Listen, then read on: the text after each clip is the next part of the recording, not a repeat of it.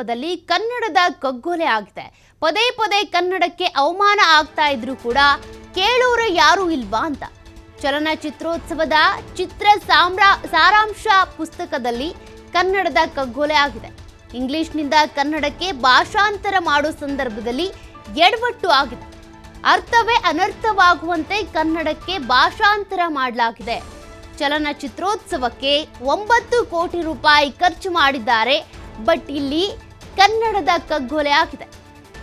ಈ ಒಂದು ತರ್ಜುಮೆ ಮಾಡುವಂತ ಸಂದರ್ಭದಲ್ಲಿ ಭಾಷಾಂತರ ಮಾಡುವಾಗ ಈ ರೀತಿ ಎಡವಟ್ಟು ಮಾಡ್ಕೊಂಡು ಬಿಟ್ಟಿದ್ದಾರೆ. 9 ಕೋಟಿ ರೂಪಾಯಿ ಖರ್ಚು ಮಾಡಿ ಕಾರ್ಯಕ್ರಮ ಮಾಡ್ತಾ ಇದ್ರು ಕೂಡ ಈ ರೀತಿ ಕನ್ನಡದ ಕಗ್ಗೊಲೆ ಮಾಡೋದೆಷ್ಟು ಸರಿ?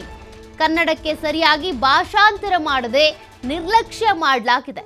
ಕನ್ನಡದ ಕಗ್ಗೊಲೆ ಮಾಡೋದ್ರ ಮೂಲಕ ಈ ರೀತಿ ಪದೇ ಪದೇ ಕನ್ನಡಿಗರಿಗೆ ಅವಮಾನ ಮಾಡಲಾಗ್ತಾ ಇದೆ. ಆ ಒಂದು ಟ್ವೀಟ್ ಪೋಸ್ಟ್ ಅನ್ನ ನೀವು ಗಮನಿಸ್ತಾ ಇದ್ದೀರಾ. ಈ ರೀತಿಯಾಗಿ ಕನ್ನಡದ ಕಗ್ಗೊಲೆ ಆಗಿರುವಂಥದ್ದನ್ನ ಇಂಗ್ಲಿಷ್ನಿಂದ ಕನ್ನಡಕ್ಕೆ ಭಾಷಾಂತರ ಮಾಡುವಂಥ ಸಂದರ್ಭದಲ್ಲಿ ಆಗಿರುವಂಥ ಎಡವಟ್ಟು ಇದು. ಅರ್ಥವೇ ಅನರ್ಥ ಆಗೋ ರೀತಿಯಾಗಿ ಈ ರೀತಿ ಎಡವಟ್ಟು ಮಾಡಿಬಿಟ್ಟಿದ್ದಾರೆ. ಹಾಗಾಗಿ ಈಗ ಕನ್ನಡಿಗರ ಆಕ್ರೋಶ ಹೆಚ್ಚಾಗ್ತಾ ಇದೆ. ಅಂತಾರಾಷ್ಟ್ರೀಯ ಚಲನಚಿತ್ರೋತ್ಸವದಲ್ಲಿ ಯಾಕೆ ಈ ರೀತಿಯಾಗಿ ನಿರ್ಲಕ್ಷ್ಯ ಮಾಡಿದ್ರಿ ಅನ್ನುವಂಥ ಒಂದಷ್ಟು ಕ್ವಶನ್ಗಳು ರೈಸ್ ಆಗ್ತಿವೆ. ಕನ್ನಡದ ಬಗ್ಗೆ ನಮಗೆ ಬಹಳ ಅಮೂಲಾಗ್ರವಾಗಿರ್ತಕ್ಕಂಥ ಬದಲಾವಣೆ ತರ್ತೀವಿ ಅಂತಕ್ಕಂಥದ್ದನ್ನು ಕಾಂಗ್ರೆಸ್ ಸರ್ಕಾರ ಕಳೆದ 2 ವರ್ಷದಲ್ಲಿ ಹೇಳ್ತಾ ಇದೆ.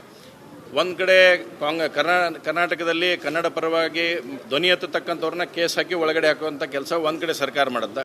ಇನ್ನೊಂದು ಕಡೆ ನಾವು ಕನ್ನಡದ ಬಗ್ಗೆ ಭಾಳ ಪ್ರೀತಿ ಪ್ರೇಮ ಇದ್ದೇವೆ ಅಂತ ತೋರಿಸುವಂಥ ಪ್ರಯತ್ನ ಒಂದು ಕಡೆ ಮಾಡುತ್ತೆ. ಅಂದರೆ ಕಾಂಗ್ರೆಸ್ಸು ಇವತ್ತು ದ್ವಿಮುಖ ನೀತಿಯನ್ನು ಅನುಸರಿಸ್ತಕ್ಕಂಥದ್ದು ನಮ್ಗೆ ಕಂಡು ಬರುತ್ತೆ.